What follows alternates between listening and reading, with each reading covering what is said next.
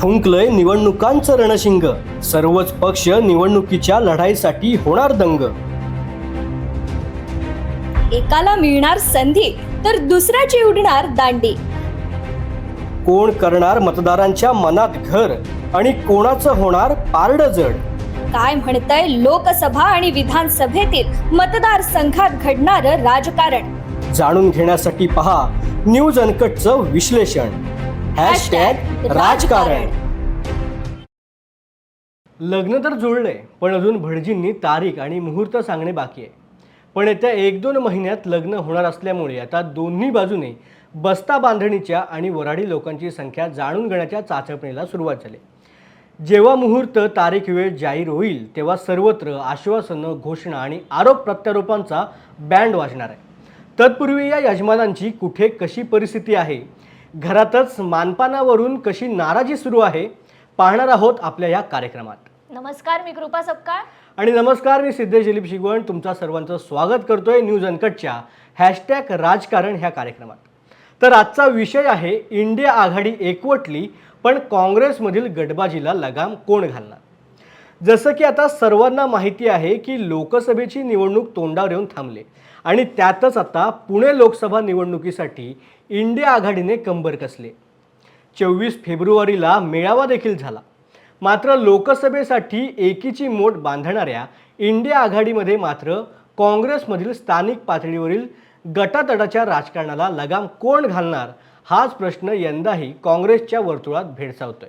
त्यात इंडिया आघाडीमधील सहकारी पक्षांची भूमिका काय, हा खरा प्रश्न या ठिकाणी निर्माण झालाय. विविध पक्षांनी आगामी लोकसभा निवडणुकीची तयारी सुरू केली आहे. त्यामुळे पुण्यात इंडिया आघाडीचा उमेदवार कोण असेल हा प्रश्न महत्त्वाचा ठरलाय. तसेच कोण उमेदवार यावरून चाचपणीही सुरू झाली आहे. ज्येष्ठ नेते मोहन जोशी, शहराध्यक्ष अरविंद शिंदे, विद्यमान आमदार रवींद्र धंगेकर यांच्यासह माजी उपमहापौर आबा बागुल, संगीता तिवारी आदी अनेक नावे चर्चेत आहेत. आणि त्यावरूनच काँग्रेसच्या गोटात गटबाजी नेहमीप्रमाणे आहे. त्यातच काँग्रेस, राष्ट्रवादी काँग्रेस, शरदचंद्र पवार पक्ष, उद्धव बाळासाहेब ठाकरे शिवसेना गटाच्या विधानसभा मतदारसंघनिहाय या बैठका होणार असल्या तरीही कार्यकर्त्यांची मोड बांधली तरच इंडिया आघाडीचा उद्देश मतदारांपर्यंत पोहोचणे शक्य आहे. त्यामुळे प्रारंभी स्थानिक पातळीवरील गटतट विसरून जर एकत्र आले तरच महायुतीच्या उमेदवाराचे मतांचे समीकरण बिघडू शकते. याकडे काँग्रेसच्या नेत्यांनी लक्ष देणं गरजेचं आहे. नाहीतर मी म्हणजे पक्ष हेच काँग्रेसला महागात पडणार आहे. सद्यस्थितीत मीपणामुळे काँग्रेसने वर्चस्व गमावले आणि आता अस्तित्वाच्या लढाईपर्यंत पोहोचले आहे. तरी गटबाजी काही संपता संपेना. त्यामुळे मागील निवडणुकांमधील काँग्रेसला पडलेल्या मतांची टक्केवारी पाहिली तर दुसऱ्या क्रमांकाची मते काँग्रेसला मिळालेली आहे. तसेच काही मतदारसंघात साहेबांच्या राष्ट्रवादीला पोषक स्थिती निर्माण झाली आहे. मात्र दादांच्या राष्ट्रवादीला शह द्यायचा असेल तर लोकसभा निवडणुकीतील मतांचे फाटाफूट करणे हेच लक्ष्य महत्त्वाचे ठरणार आहे. तरच विधानसभा निवडणुकीत दादांच्या राष्ट्रवादीला नेस्तनाबूत करता येईल. नाहीतर आज 2 आमदार पूर्वाश्रमीच्या साहेबांच्या आणि आज दादांच्या राष्ट्रवादीचे आहेत, पण ते जेमतेम फरकाने निवडून आलेले आहेत. त्यामुळे आपसुकच भाजपचे लक्ष पुन्हा मतदारसंघ काबीज करणे असले तरी याचा फायदा इंडिया आघाडीतील मोठ्या प्रमाणावर होऊ शकतो. त्यासाठी मतदारसंघाची अदलाबदल केली आणि योग्य उमेदवार दिले तर महायुतीला धोबी पछाड देणं शक्य होईल, असं राजकीय जाणकारांचं म्हणणं आहे.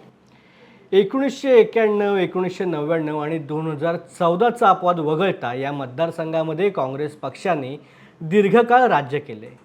SM जोशी, मोहन धारिया यासारख्या दिग्गज नेत्यांनी या मतदारसंघाचे प्रतिनिधित्व केलेलं आहे. काँग्रेसचे सुरेश कलमाडी यांनी 2004 आणि 2009 साली सलग विजय मिळवला होता. मात्र राष्ट्रकुल स्पर्धेमध्ये घोटाळ्यामुळे 2014ला काँग्रेसने त्यांचे तिकीट कापले आणि डॉक्टर विश्वजित कदम यांना उमेदवारी दिली. पण भाजपच्या अनिल शिरोळे यांनी 2014ला मोठ्या फरकाने या मतदारसंघामध्ये विजय मिळवला.